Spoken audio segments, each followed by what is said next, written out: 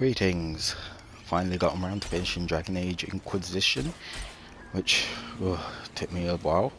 I think I'm 172 hours on one gameplay. I've actually got two gameplays on it, and the other one's like 150 hours. So safe to say that I've got my £27 worth out of that game after a discount and reward points, using all that up.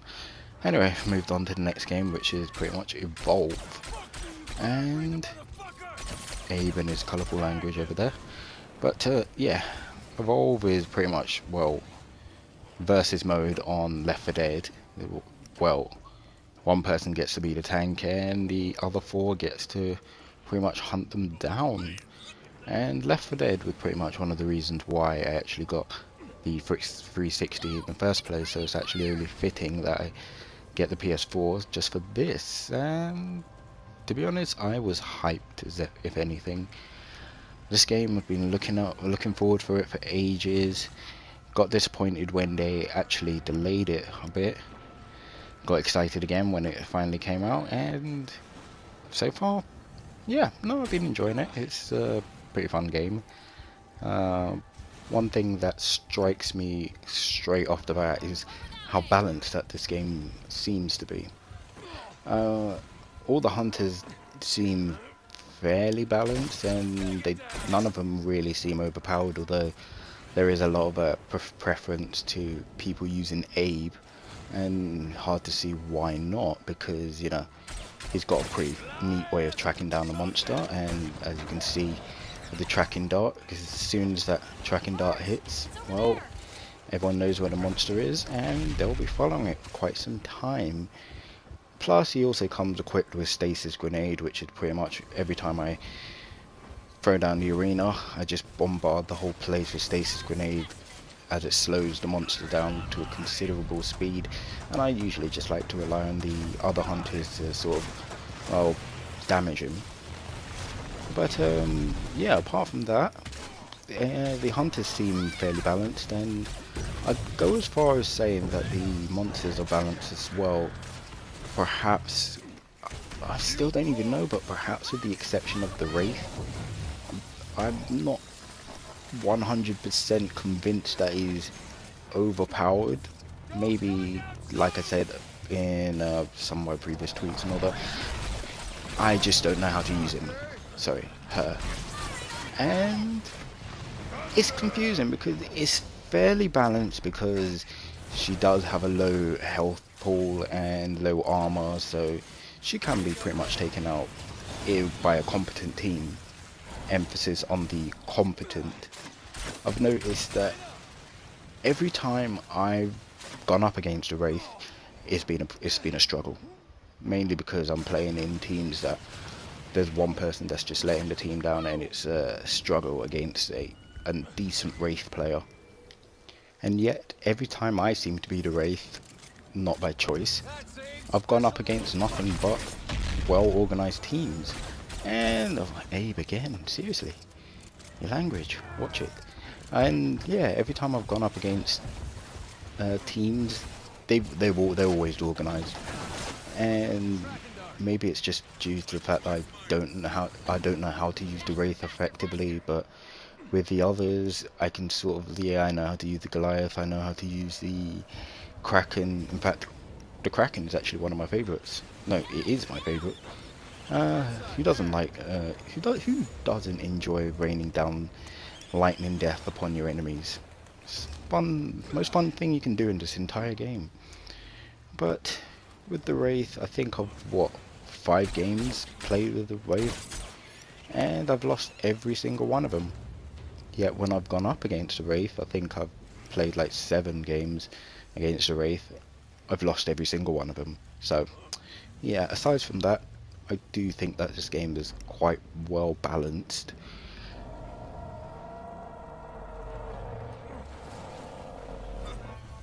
And we really shouldn't have let it get to stage 2. Then again, I don't think he should have evolved in the first place, because now he's lost all his armor. But you live and you learn, which is something I like about this game. You're always learning new things in every single game. Alright, And you're always adapting. Like before, I would just go chasing after the monster whenever I can.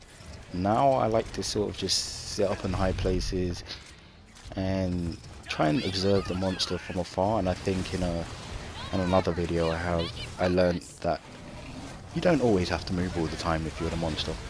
You could just stay still, and if you're effective with your hiding spots, teams will just literally just walk past you, or they'll just jump on your head, not even realizing that you're there, and they'll just literally just carry on, consider the place swept, and just move on to a different location to search for you, so you can just stay there and, well, hunt and feed for all your evolving needs. Yeah, rhyming. Anywho, I actually thought that the monster would be the most fun to play as, because, you know, who wouldn't want to be a giant tower of death and, well, pretty much just stomp all the hunters to oblivion. But I personally, well, certainly at this stage of the game, I'm actually having fun with using the trappers. It's pretty much a unique game. It's a unique character, because, you know, in a lot of these games you have the assault class, you have the medic class, you have the support class. You don't really have a trapping class, but in this one I actually kind of like it, because depend on who you are. With Abe, I've got the tracking dart, so obviously that actually helps once you've seen the monster, and actually tracking it doesn't really do much for actually searching the monster out in the first place, unless of course you track the wildlife and you wait for the monster to eat it, but that's not entirely reliable early game to the mid game.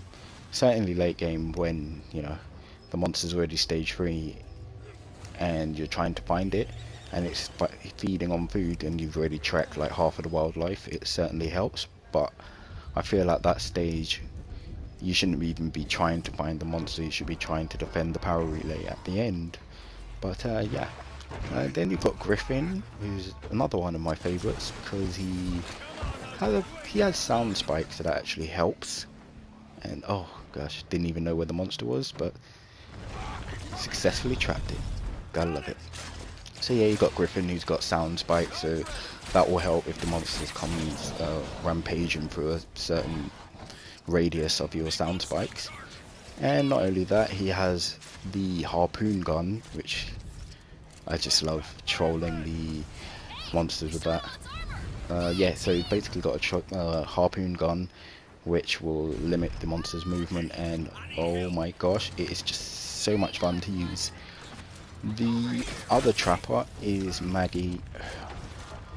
You know what, I see a lot of people say that Maggie isn't bad, but I just don't enjoy using her as much as I do Abe and Griffin. Daisy is good and all, because it certainly can help you locate the monster, but I find once you do actually find that monster, her usefulness is sort of limited. Yes, she has harpoon traps, which you can actually, you know, set them on the ground and they'll actually harpoon the monster, but it's just not as good as what the other two can do.